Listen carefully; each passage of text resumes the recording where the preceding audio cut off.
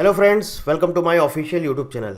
कैसे हैं आप सब लोग? आई होप आप सबकी प्रिपरेशन बहुत अच्छी चल रही होगी। और आप सबको पता है आज से 2 दिन बाद यानी कि 3 सितंबर को आपका प्रीलिम्स का एग्ज़ाम कंडक्ट होने जा रहा है। 3 सितंबर को CGPDTM प्रीलिम्स का एग्ज़ाम सुबह 11 बजे से 1 बजे तक आपका एग्ज़ाम कंडक्ट होगा।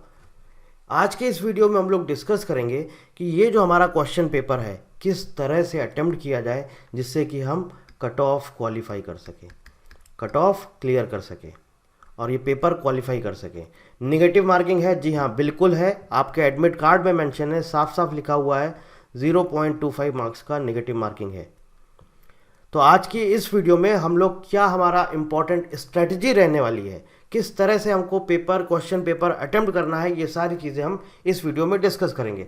देखिए, मैंने यहाँ पर डिवाइड कर रखा है हर एक सेक्शन को, कितने उसके मार्क्स हैं। ये ऊपर आप देख सकते हैं, ये मार्क्स लिखे हुए हैं और नीचे मैंने उसको अलग अलग टाइम के अकॉर्डिंग डिवाइड कर रखा है। अभी बताते हैं कि ये टाइम क्या है। आपको इसको मैनिपुलेट करना है, मतलब कि अगर कहीं से आप टाइम बचाते हैं तो उसको दूसरे सेक्शन में यूटिलाइज करना है। अभी सिर्फ मैंने यहाँ पर डिवाइड कर रखा है।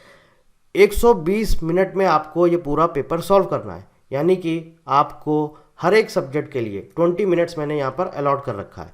ठीक है, 6 सब्जेक्ट हैं आपके, 26 टाइम्स करेंगे 120 मिनट्स होगा।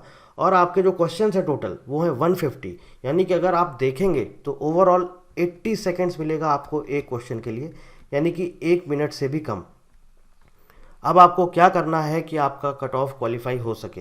और एक चीज़ आपको सबसे इंपॉर्टेंट टिप्स जो मैं आपको बताना चाहूँगा वो ये है कि यहाँ पर आपका 0.25 मार्क्स का निगेटिव मार्किंग है और ये बहुत मैटर करता है 0.25 मार्क। तो आपको क्या करना, अगर सपोज आपको किसी भी क्वेश्चन में डाउट लग रहा है तो सबसे पहले आपको क्या करना है, सबसे पहले आपको उसी टाइम पर उस क्वेश्चन को छोड़ दीजिए और उसको लास्ट टाइम पर जब आप सबमिट करने जाएंगे अपना टेस्ट तब उसको एक बार रिव्यू कर लीजिएगा, देख लीजिएगा। हो सकता है कभी कभी ऐसा हो जाता है कि हम सॉल्व करने बैठते हैं, नहीं सॉल्व होता है, लेकिन बाद में उसको वहाँ पर छोड़ देते हैं, लास्ट में देखते हैं तो एकदम से समझ में आता है अरे ये छोटी सी मिस्टेक थी और सॉल्व हो जाता है।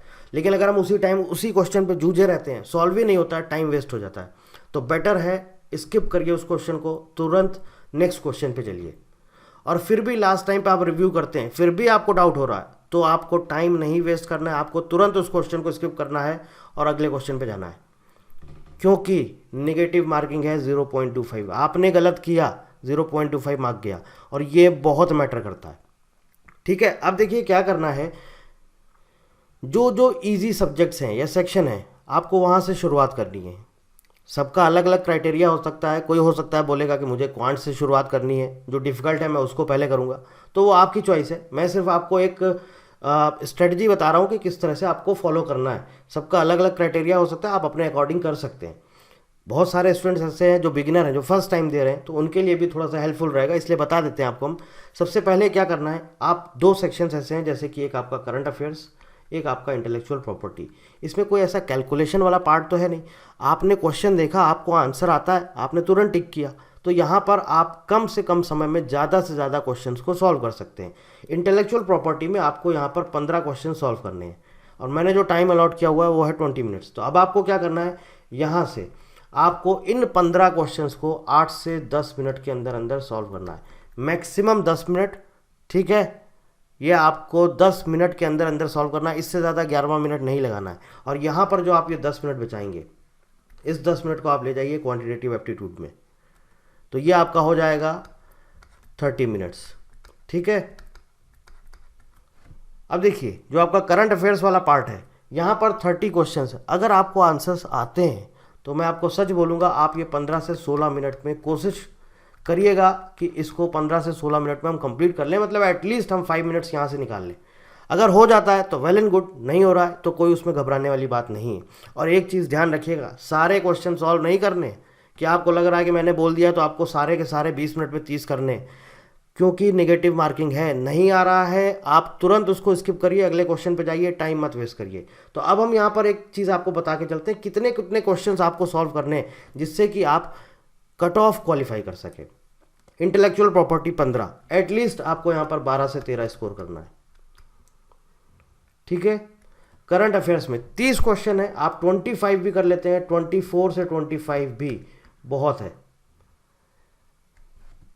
अगर 22 भी कर लिए 23 भी कर लिए तो भी बहुत है, उसमें कोई भी ऐसा अपने आप को डिमोटिवेट नहीं करना है कि अरे मैंने सर ने 24 बोले थे मैंने 22 ही किए, कोई बड़ी बात नहीं, बहुत अच्छा अचीवमेंट है 22 भी अगर आप स्कोर कर लेते हैं करंट अफेयर्स में, 22 भी बहुत बड़ी बात है।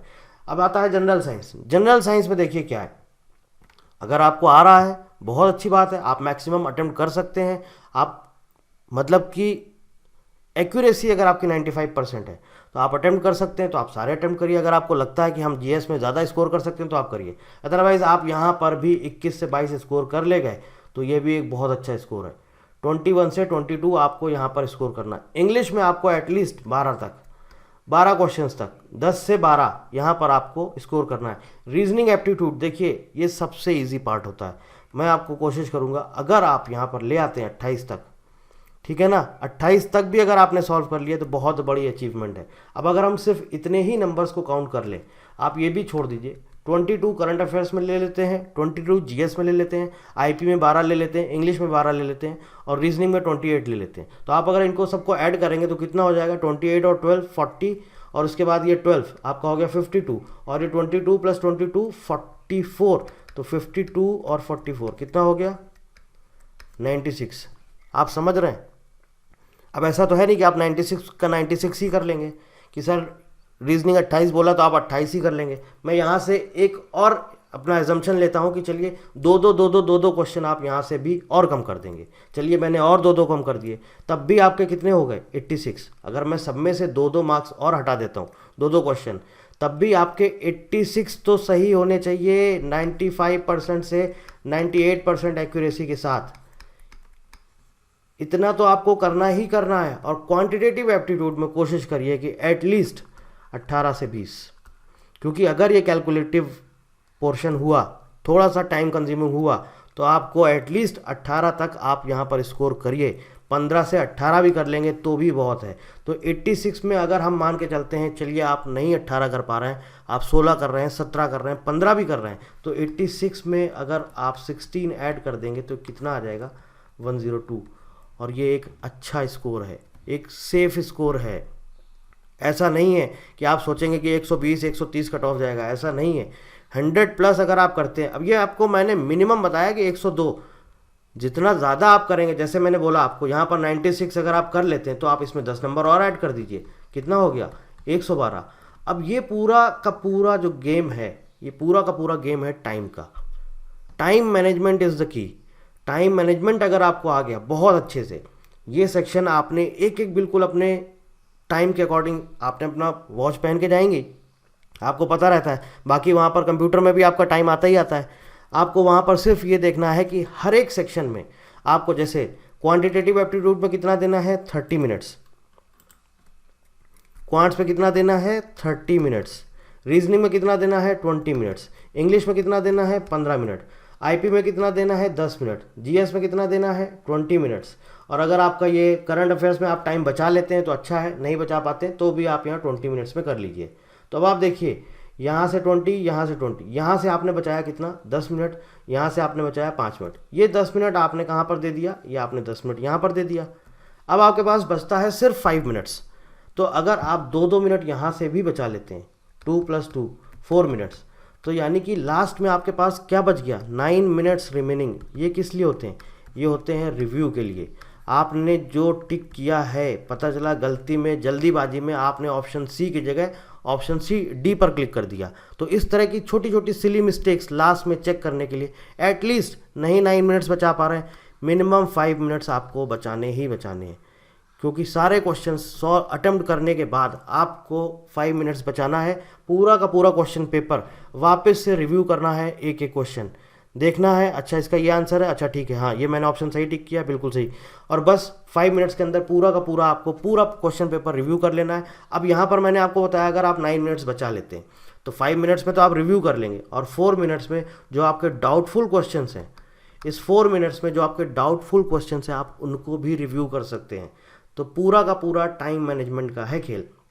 अब जैसा कि मैंने आपको बता दिया है, ये पूरा टाइम मैनेजमेंट है, किस तरह से आपको करना है, कैसे आपको टाइम बचाना है और कितना कितना मिनिमम स्कोर करना है। मैंने हर एक पॉसिबिलिटी आपको बता दी है कि ऐसा भी नहीं है कि आप बहुत ज़्यादा स्कोर कर ले जाएंगे, कि मैं आपको बोलूँगा आप 30 में 30 स्कोर कर देंगे, 30 में 20 कर देंगे। मैंने बहुत मिनिमम नंबर्स लिए हुए हैं, तब भी आप 100+ जा रहे हैं। तो आपको एक पॉजिटिव अप्रोच के साथ जा कर के एग्ज़ाम देना है, जाना है, सबसे पहले क्वेश्चन पेपर देखना है। देखते ही सबसे पहले शुरुआत करनी है आईपी सेक्शन से। फटाक से जल्दी सॉल्व करके इस पेपर में 12 से एटलीस्ट 12 नंबर लेना है, और बस कोशिश ये करनी है 10 मिनट के अंदर, और तुरंत मूव ऑन हो जाइए नेक्स्ट सेक्शन की तरफ, यानी कि जीके या फिर करंट अफेयर्स। 30 आप नहीं स्कोर कर पाएंगे इसमें, मुझे मालूम है 30 नहीं कर पाएंगे, तब भी 20 तो आप कर ही लेंगे। इस 20 को आप करने के लिए ज़्यादा से ज़्यादा लीजिए 15 मिनट, और इसके बाद फिर मूव ऑन हो जाइए नेक्स्ट सेक्शन में। नेक्स्ट सेक्शन, अब आपको अगर लगता है कि हमें रीजनिंग पहले सॉल्व करना है, या इंग्लिश सॉल्व करना है, या फिर हमें जीएस करना है, ये आपकी चॉइस है, जो भी आपको ठीक लगता है। ऐसा नहीं कि मैंने बोल दिया यही करना है तो आपको आईपी ही पहले करना है। आपको लगता है मैं रीजनिंग से शुरुआत करूंगा, आप रीजनिंग से करिए। आपको लगता है हम इंग्लिश से करेंगे तो आप इंग्लिश से करिए। चलिए, हमने माना आप इसके बाद ले लेते हैं इंग्लिश। इंग्लिश में आपको कितना लाना है? 10 से 12।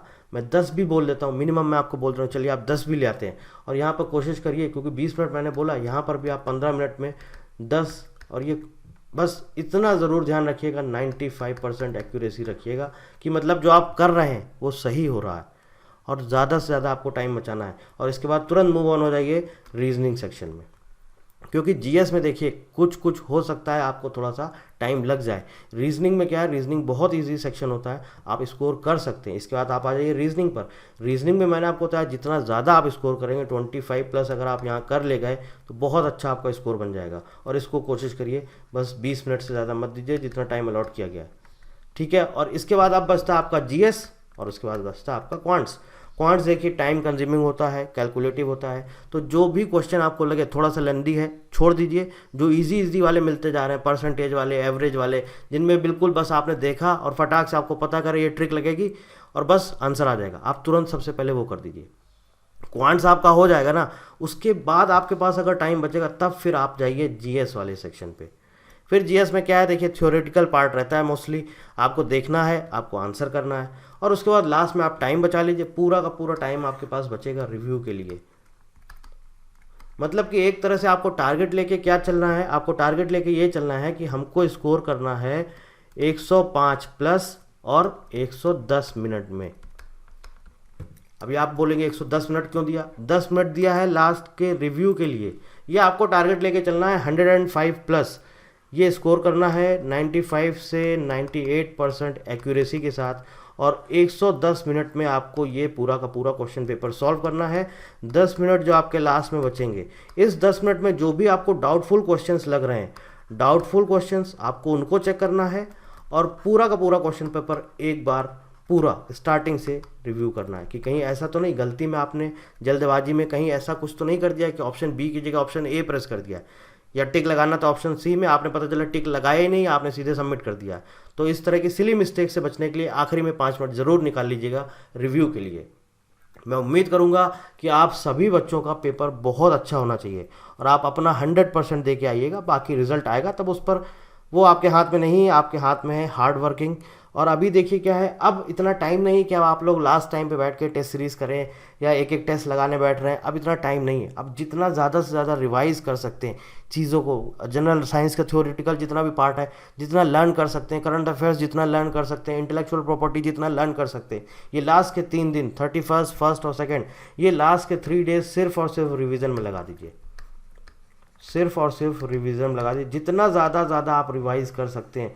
करंट अफेयर्स बहुत लेंदी है, बहुत वास्ट है सिलेबस, जनरल साइंस भी बहुत वास्ट है, टाइम लगेगा। तो उन सब चीज़ों को पढ़ने के लिए आईपी वाला सेक्शन है, इनको सबको पढ़ने के लिए। इसके अलावा इंग्लिश में आपका एंटोनिम सिनोनिम्स है, इडियम्स फ्रेजेस है, वन वर्ड सब्स्टिट्यूशन है, ये सब सारी चीज़ें लर्न करने के लिए एटलीस्ट अब ये 3 दिन है, सब कुछ छोड़ दीजिए, मोबाइल, इंटरनेट, सब कुछ, सिर्फ और सिर्फ रिवीजन में जुट जाइए। और मैं उम्मीद करूँगा आपका पेपर ज़रूर अच्छा होगा। So wish you all the best.